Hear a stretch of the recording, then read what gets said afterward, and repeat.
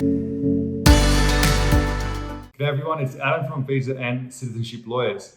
And in this video, I'm going to talk to you about one of the common questions I've been getting asked, and that is, what visa should I apply for, or what visa should I hold to enter Australia at this time of travel restrictions? Are there any benefits for different visas?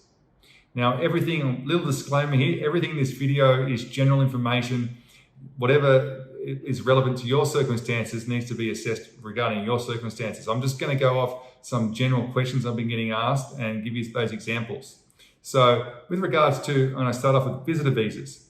Okay, so there's different visitor visas out there, and sometimes people are eligible for more than one visitor visa. For example, there's a 600, there's a 601, also known as the ETA, and there's a 651, also known as the E-Visitor Visa.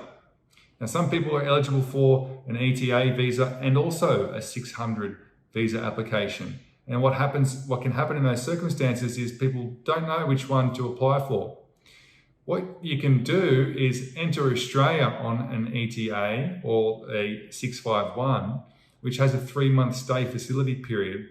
And then as long as there's no further stay condition, then you can apply for another visa once you're onshore in Australia, such as a 600 visitor visa or whatever other visa is applicable to your circumstances. Now, other visas to talk about are student visas, work and holiday visas, and a whole array of different work visas.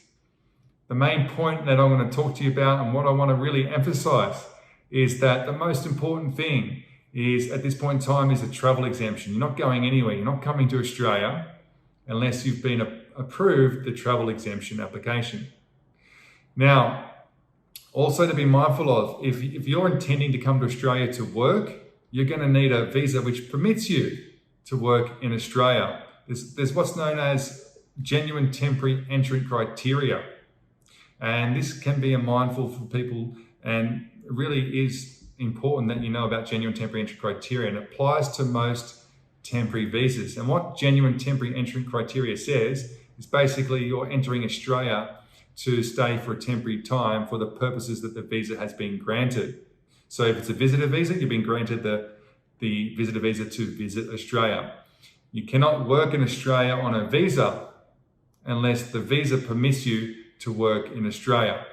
I hope this information has been useful. If you've got any questions you'd like to ask that are general in nature, then I can perhaps do a video on, then post what that question is in the comments to this video post.